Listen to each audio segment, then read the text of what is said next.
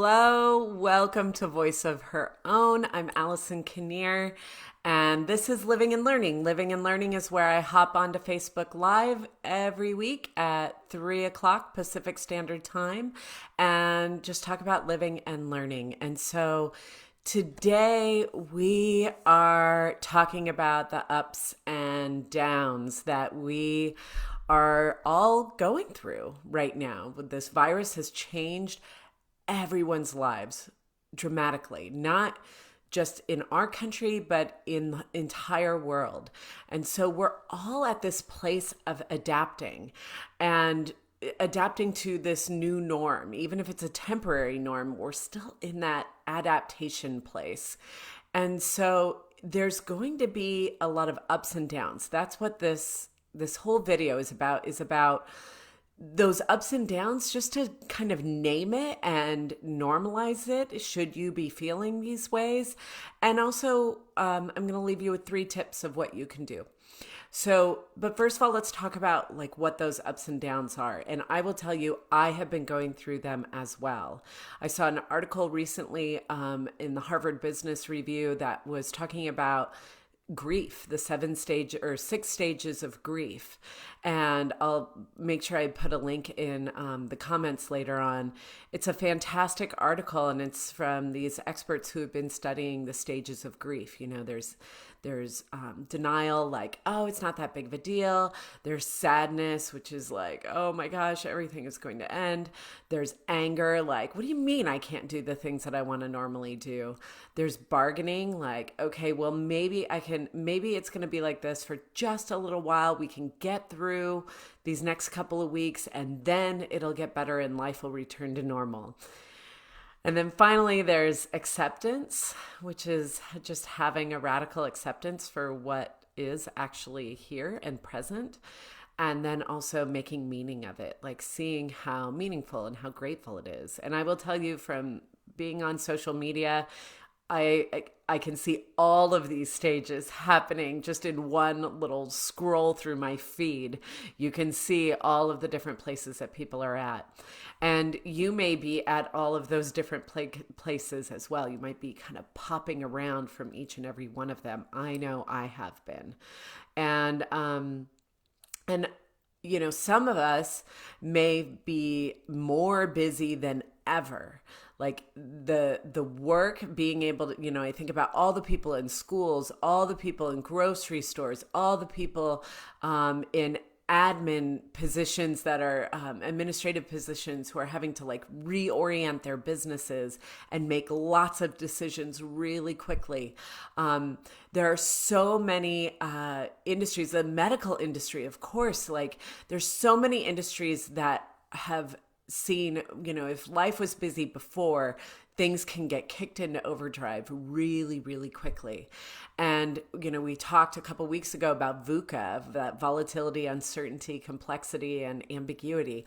All of that is just increasing, right? Like in exponential ways. And so I say this not to freak you out, but rather just to acknowledge that that is happening. For some of us, life is getting really, really busy. And for others of us, life is slowing down. Maybe the days have suddenly gotten longer. The days have gotten lonelier. The days have maybe just stretched out and they seem like it's never going to end. So we're all going to be encountering different things based on our context, but all to say that we are all collectively in this transition. We're all transitioning to a new way of being. And along with those transitions comes grief, comes all of those stages that I just spoke of. And there's also, in the article, they talk about anticipatory grief. It's like the grief that we know is coming our way. So what do we do? What do we do if our life is extra busy or if our life is extra slow and we're just feeling these ups and downs of emotion? And there may be times where you're feeling nothing, where you're completely numb to it all, where you are feeling completely detached or just checked out from this new norm. All of that, I just want to acknowledge and say, all of that is normal. All of that is right where you need to be. And and you might find there are times when you get a burst of activity and you're like, oh my gosh, things are really clicking and moving along great. And then there's going to be times when things feel like I can't even get up out of bed. So all of that is just like part of this roller coaster that we're on. I want to take a moment. Hi, Justine in Wales. Let's see, still working, but using the time to pass on what my parents taught me: cooking, cleaning, sewing, and learning a new language. Trying to stay positive. Yes. So what I love about this is like, okay, so what do we do? And Justine, you're right on track. So one of the things that we can do as a society, and by the way, if people are commenting, I don't always see them, so my apologies if I'm not acknowledging them, but I did see that one. One of the things that we can do is take small actions, particularly when we're in that numb, kind of funky place. Taking small actions can really make a difference. I will tell you, my mental state feels better when I make the bed. I never made the bed before, but there is something really beautiful and helpful when I just like make the bed.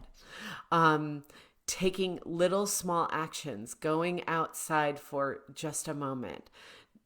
If you have access to grounds, to green space, like walking on the grass, that makes a big difference. Just doing these little things, cleaning. I know for me, I like scrubbed my kitchen yesterday. It was like cleaning felt very therapeutic for me. And sometimes you're not even going to feel like doing anything. And so just being mindful of the times that you may need lots of extra breaks.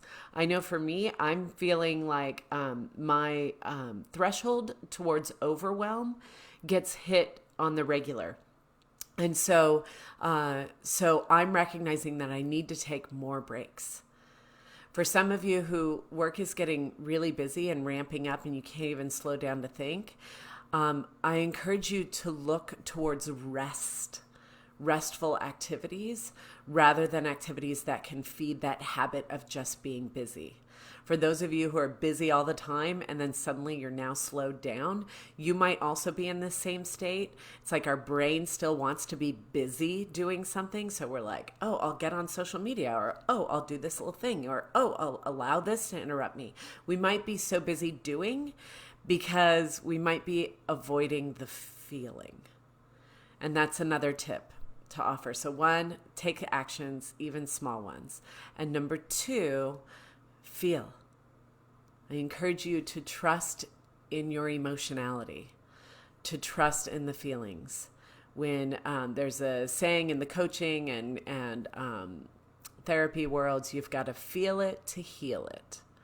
And so feeling into your feelings and allowing those times of sadness, allowing those times of, perhaps fear or anger to come in, not to overwhelm you, but to be with it and to name it. Ah, yes, fear. Oh, okay, I'm going to breathe my way through fear. Oh, there's sadness. Now I'm just going to cry my way through sadness, right?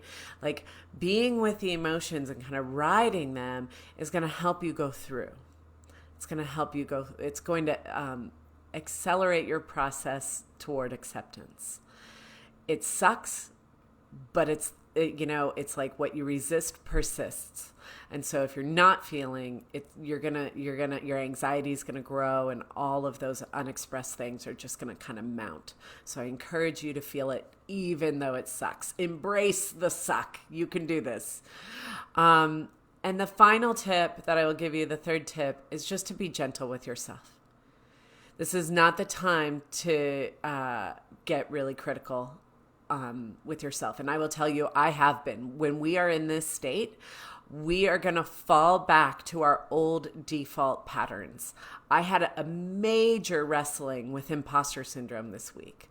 Like major wrestling, like right back to the core of imposter syndrome this week. And it's just because I'm in this grief, we're in this turmoil. So if you find yourself falling back to old habits that were maybe less helpful and that you feel like you've grown out of, and then suddenly you're back in them again, that's okay. That's just part of this process. It's like we we're hitting the reset button. And when we do that, sometimes we fall back on our default patterns. So to be gentle with yourself, to reach out to the people who love you and support you the most, because that is going to help you be able to navigate this whole emotional territory that we are in. So once again, take action, do small things. It helps. Move your body, clean something, make your bed. Little things like this can really help. Number 2, feel your feelings when you can. Really, allow yourself to grieve. It's so important. And 3rd, finally, be gentle with yourself. This is not the time to pick up that shiny hammer of self-righteousness and beat ourselves up and be like, why aren't you doing more? Why aren't you a better homeschooling mom? Why aren't you, why don't you have a clean house? Like, put down the hammer. It is not helpful at this time. This is the last week so I leave you with that. This is the last week to enroll in the Courageous Leadership course. If you want to learn more about tools that take you into feeling, how do we feel? If that's hard for you and uncomfortable for you, which it is for many, many of us, we walk you through that in a loving and supportive community. If receiving support is challenging to you, this is something else. It's a class that will help you with that.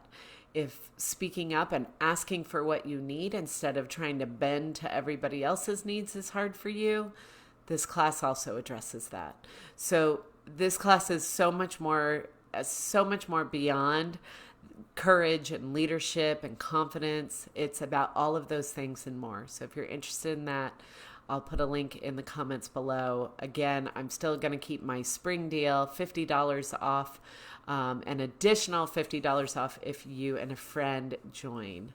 And welcome, Christy. Yes, little actions can do big things. Absolutely.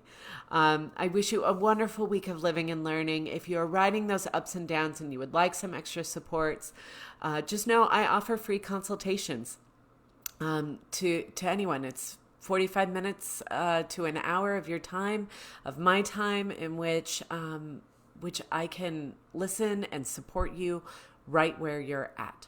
So if you're interested in that, I will also put a link in the comments below. I wish you a wonderful week of living and learning, of riding those ups and downs. You are not alone. And my thoughts and prayers are with you and everyone. Take care. Bye-bye.